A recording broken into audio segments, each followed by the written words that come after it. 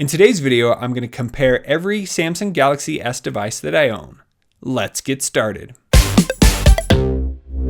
Hey everybody, welcome to Tech with Brett, where I help tech work for you. And with the launch of the Samsung Galaxy S9 this week, I thought it would be fun to check out the history of Samsung devices that I currently have available. So there previously was the Samsung Galaxy S and the Samsung Galaxy S2, but today we're going to start with the Galaxy S3. So starting off, the Galaxy S3 was released in 2012. It had a 4.8-inch screen with a resolution of 1280 by 720.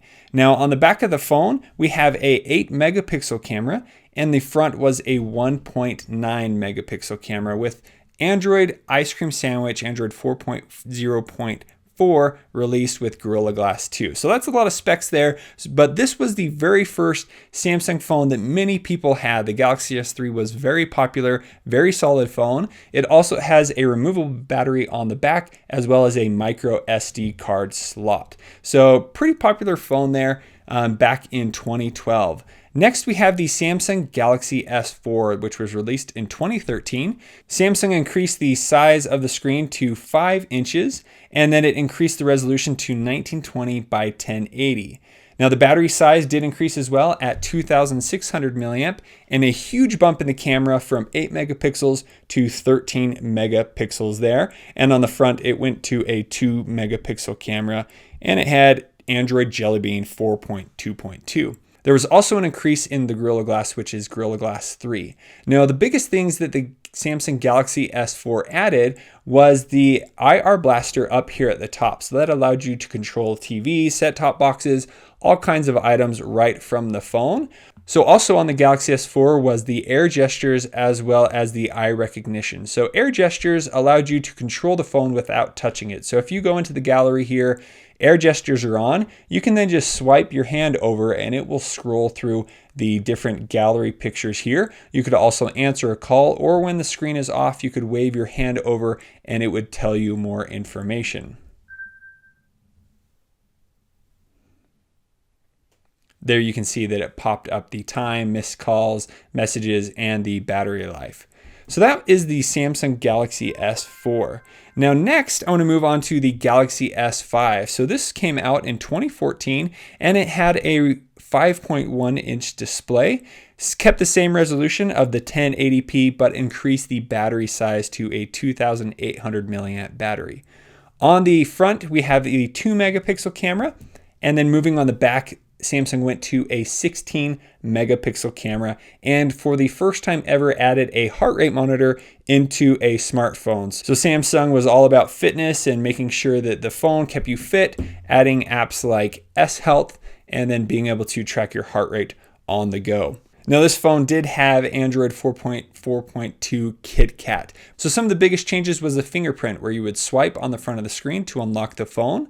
And then here on the bottom, you'll notice that there was a flap here, as well as USB 3.0. So being able to transfer your pictures to your computer faster, but the flap was because the Galaxy S5 had water resistance. So the Galaxy S5 is actually IP67 water resistant. So you could cover the flap, make sure the back was closed, and place this in water 3 feet for 30 minutes. Also, having the micro SD card on the back and the removable battery were some of the highlights of the Samsung Galaxy S5.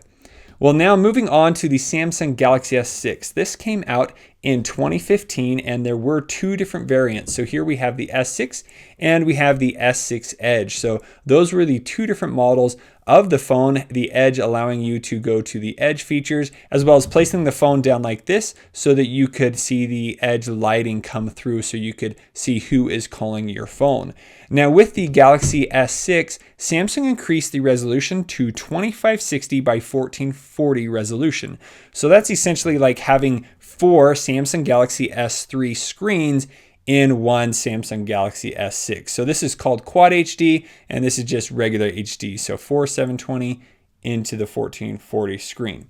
So really awesome resolution. That allowed you to do a few different things. One, you had the Samsung Oculus came out, where you could do virtual reality right with the phone. Samsung increased the front camera to 5 megapixels and kept the 16 megapixel on the back of the phone, and it released with Lollipop. Now, the biggest changes that we're seeing on the Galaxy S6 is the removal of the removable back and the removable battery. Also, Samsung removed the micro SD card slot so that you had to buy different storage options, so a 32 gig option or a 64 gig option. So because those features were removed, it wasn't quite their most popular device, but they did add a few cool things. So with the nice new clean design, they have built-in wireless charging. So out of the box, you could place this on a Qi wireless charger and it would begin working. Also with that, they added Samsung Pay. So built into this phone, you can use NFC and MST to pay with your credit card just about at any location. I think it's 90% of locations they said that it would be covered. So that was the Samsung Galaxy S6 and S6 Edge. Now in 2016, Samsung came out with the Galaxy S7 and the Galaxy S7 Edge. So similar to the S6, S6 Edge, here we have those two models again.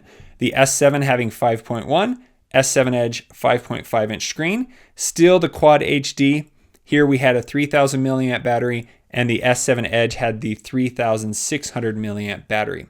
Now previously the phones had 16 megapixels. Well, with the S7, the rear camera was dropped down to a 12 megapixel dual pixel camera. So the dual pixel allows for the phones to focus faster. So that was one of the biggest changes. And then here we have the heart rate monitor on the back. But after the Samsung Galaxy S6, I think Samsung learned its lesson, where it then included the micro SD card slot in the SIM card tray, as well as they were now water resistant. So they're IP68 certified, where they could go in water 5 feet for 30 minutes. So for Samsung fans, that was a huge deal. And many people then found love for the Edge screen here on the Samsung Galaxy S7 Edge. So that is where the Edge, I think, became really popular. And then next, last year in 2017, Samsung released the Galaxy S8 and the S8 Plus, where here with the S8 being a 5.8 inch screen and the S8 Plus being 6.2 inches. And this is where they completely removed the bezel from the top and the bottom of the phone. And now you have all of that screen in one. So you can see that the S7 Edge wasn't even as big as the Galaxy S8.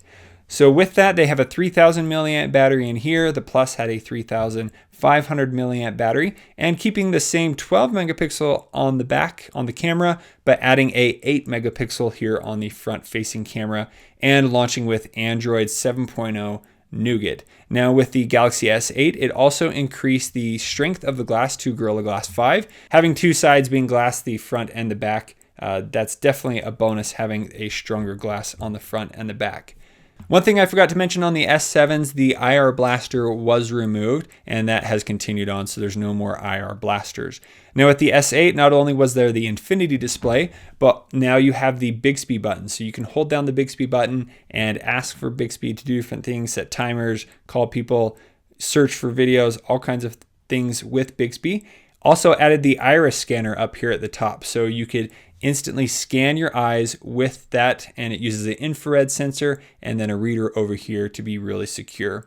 Then also, this is the first phone where Samsung introduced the USB-C port on the device, unless it was on the Galaxy Note 7, but we won't talk about that. And then with that infinity display, you have the home row keys, and there is a built-in home button, so you can push down and it will still go home, and you have on-screen buttons there.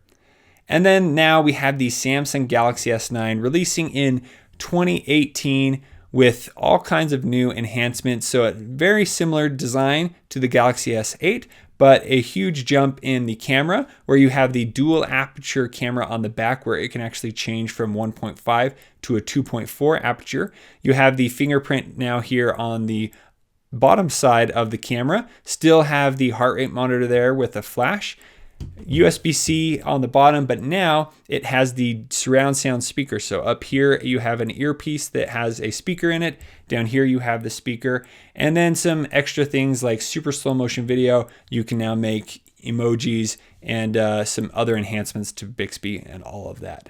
The Samsung Galaxy S9 Plus will also add the dual camera like on the Galaxy Note 8, where you can add different effects like live focus, so the background of your photos are more blurred and it gives a really cool bokeh effect. Now, since the Galaxy S7, the S8, and the S9 are all IP68 water resistant, They have expandable storage in the SIM card tray. They have Samsung Pay. They have wireless charging. So all of these devices have that as well. They definitely learned their lesson from the S6. So now you have water resistant, all in these, wireless charging, all of that. The only thing is you don't have that removable back. Let me know in the comments if that's something that you miss.